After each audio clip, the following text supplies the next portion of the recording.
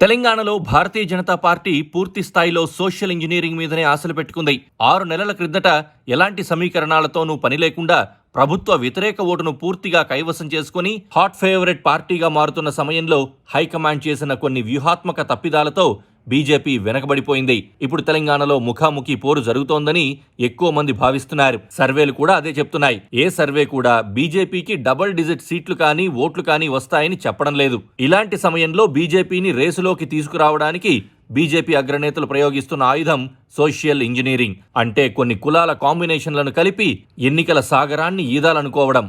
Social engineering అనేది ఉత్తరాది రాష్ట్రాల్లో బీజేపీ సక్సెస్ఫుల్ గా అమలు చేసింది. కానీ దక్షిణాదిలో మొదటిసారిగా తెలంగాణలోనే ఈ సామాజిక సమీకరణాలను ప్రయోగిస్తున్నారు. అయితే ఇక్కడ గుర్తించాల్సిందేంటంటే ఈ సోషల్ ఇంజనీరింగ్ వల్ల తాము లక్ష్యంగా పెట్టుకున్న సామాజిక వర్గాలు తమకు దగ్గరవుతాయా లేదా అన్న సంగతి పక్కన పెడితే కొన్ని వర్గాలు మాత్రం ఖచ్చితంగా దూరమవుతాయి.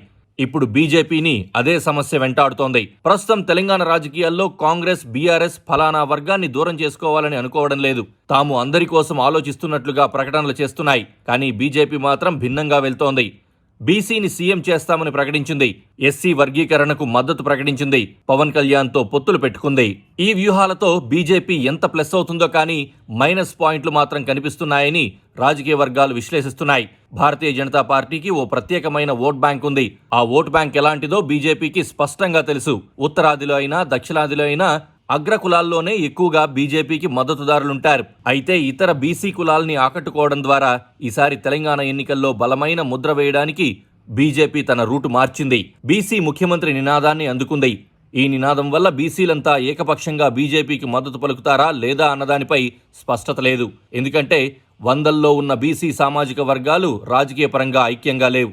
ఏదో ఒక కులానికి సీఎం పదవి వస్తుంది కాబట్టి ఇతర బీసీ కులాలు ఓన్ చేసుకునే పరిస్థితి లేదు. కానీ బీసీ నినాదం ఎత్తుకోవడం వల్ల బీజేపీకి సంప్రదాయంగా ఉండే అగ్రవర్ణాల ఓటర్ల మద్దతు కోల్పోయే ప్రమాదం ఏర్పడింది. బీజేపీ కూడా తమను పట్టించుకోవడం లేదన్న భావన పెరిగితే మరింత నష్టం జరుగుతుంది. ఇక మాదిగ వర్గాన్ని తమకు ఏకపక్షంగా అనుకూలంగా చేసుకునేందుకు ఎస్సీ వర్గీకరణ వివాదాన్ని బీజేపీ ముందుకు తెచ్చింది. ఇది సున్నితమైన విషయం. ప్రస్తుతం 15 ఎస్సీ రిజర్వేషన్లు అమల్లో ఉన్నాయి. మాలా, మాదిగ వర్గాలు కాకుండా దళిత వర్గాల్లో 57 ఇతర కులాలు కూడా ఉన్నాయి. కానీ వారి జనాభా దళిత వర్గాల్లో 20% మాత్రమే ఉంటుంది. ఎస్సీ వర్గీకరణ అనే డిమాండ్ కేవలం మాదిగ వర్గాల నుంచే వస్తోంది. ఇతర వర్గాలన్నీ వ్యతిరేకిస్తున్నాయి. ప్రధాని మోదీ సభలో ఓ యువతి కరెంటు పోలెక్కి ఎస్సీ వర్గీకరణకు వ్యతిరేకంగా చేసిన నినాదాలు సోషల్ మీడియాలో వైరల్ అయ్యాయి. ఈ సభకు బీజేపీలోని మాల సామాజిక వర్గ నేతలు హాజరు కాలేదు. వారు పార్టీపై అసంతృప్తి వ్యక్తం చేస్తున్నారు.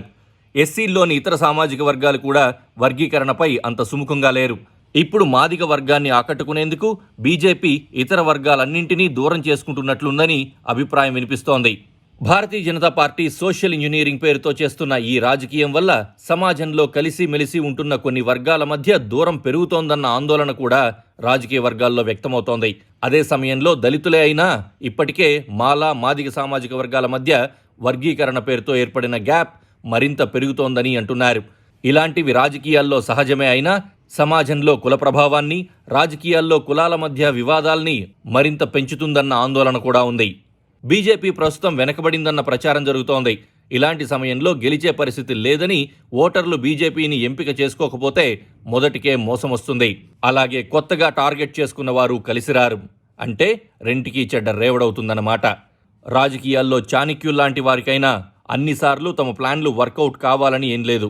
రెండు వైపులా పదునున్న కత్తిలాంటి సమస్యలతో రాజకీయం చేయాల్సి వచ్చినప్పుడు ఏం జరుగుతుందో అంచనా వేయడం కష్టం.